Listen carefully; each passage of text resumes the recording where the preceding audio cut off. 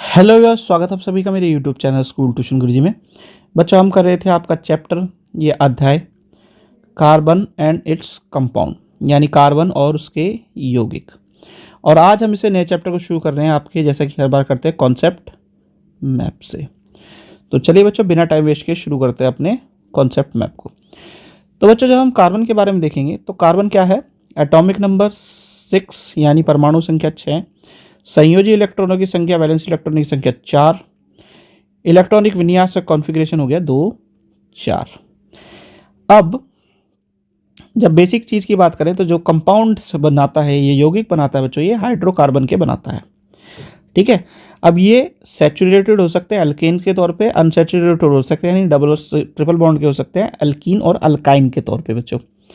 अब और क्या चीज़ करता है बच्चों? ये ब्रांच स्ट्रक्चर, स्ट्रेट चेन या साइक्लिक स्ट्रक्चर बनाता है, यानी शाखित, श्रृंखला और विलय, इस तरह की चीज़ें ये बनाता है बच्चों। अब ये स्ट्रक्चरल आइसोमेरिज्म भी दिखाता है, यानी संरचनात्मक समन्वय दिखाता है, जैसे कि ब्यूटेन और पेंटेन में दिखाता है बच्चों ये। ठीक है। फिर वहीं अगर हम इसकी जो है सबसे पहले बात कर लेते हैं केमिकल बॉन्डिंग की, तो केमिकल बॉन्डिंग में हमें सिंगल बॉन्ड, डबल बॉन्ड और ट्रिपल बॉन्ड देखने को मिलता है, जो कि नाम देता है बच्चों अल्केन, अल्कीन, अल्काइन का। अल्केन अल्काइन इसलिए पहले बताया क्योंकि उसके नाम थोड़े से कंफ्यूज हो जाते हैं, अगर आप ऐसे पढ़ेंगे तो समझ में आ जाएंगे आपको। यानी जो आपका अल्केन है वो है सिंगल बॉन्ड, ठीक है बच्चों, एकल बंध जिसे कहते हैं, और बाकी के दो हैं डबल और ट्रिपल बॉन्ड, यानी द्विबंध और त्रिबंध। ठीक है बच्चों। अब इसके बाद इसमें हमको देखने को मिलता है वर्सेटाइल नेचर। इसका वर्सेटाइल नेचर कैसे देखने को मिलता है बच्चों? कि ये हमें श्रृंखलन या कैटिनेशन दिखाता है, स्मॉलर साइज, आकार इसका लघु होने के कारण कई सारी चीज़ें बनता हुआ दिखाता है। फिर टेट्रावैलेंसी दिखाता है हमें, यानी चतुर्संयोजकता भी दिखाता है। और इसमें क्या चीज़ देखने को मिलती है बच्चों में? और क्या देखने को मिलता है बच्चों में? हेटेरोएटम्स एंड फंक्शनल ग्रुप इसको देखने को मिलता है, जिसमें हमारे पास यानी विषम परमाणु है, प्रतीकात्मक समूह देखने को मिलता है, जिसमें हैलोजन, अल्कोहलिक, कार्बोक्सिलिक, एल्डिहाइड, ये सब हमें देखने को मिलता है बच्चों। फिर बात करते हैं बच्चों इसकी केमिकल या रासायनिक गुणधर्म की।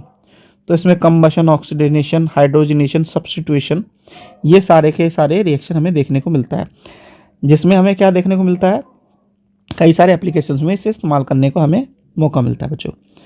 ठीक है। इसके साथ हमें इसके 3 अवरूप भी मिलते हैं देखने को, जैसे कि ग्रेफाइट, हीरा, फ्लोरीन, ग्रेफाइट, डायमंड और फ्लोरीन। ठीक है बच्चों। फिर बात कर लेते हैं सोप्स एंड डिटर्जेंट की, यानी सोप्स और डिटर्जेंट में भी जो आपका ब्रांच स्ट्रक्चर है हाइड्रोकार्बन का, वही जो चीज़ें हैं बनाने के काम करता है। अब ये क्या करता है? क्लींजिंग एक्शन करता है, यानी क्या करता है? साफ सफाई का काम करता है, मिसल फॉर्मेशन करता है, एनवायरमेंटल प्रॉब्लम्स भी कई बार फेस कर देता है, और स्कम बनाता है। तो इस तरीके से अगर हम सीधी बात करें तो हाइड्रोकार्बन्स यानी कार्बन और हाइड्रोजन की चेन कई सारी चीज़ों को बनाती है, जो कि हमारे बहुत काम आती है और बहुत सारी चीज़ों को और बनाती है। कारण इसका क्या है? इसका कारण ये बेसिक ये प्रॉपर्टी है, यानी कैटिनेशन, स्मॉलर साइज और टेट्रावैलेंसी। और ऐसा क्यों करता है ये? क्योंकि ये एक ब्रांच स्ट्रक्चर बना देता है, साइक्लिक स्ट्रक्चर बना देता है, या फिर चेन बना देता है।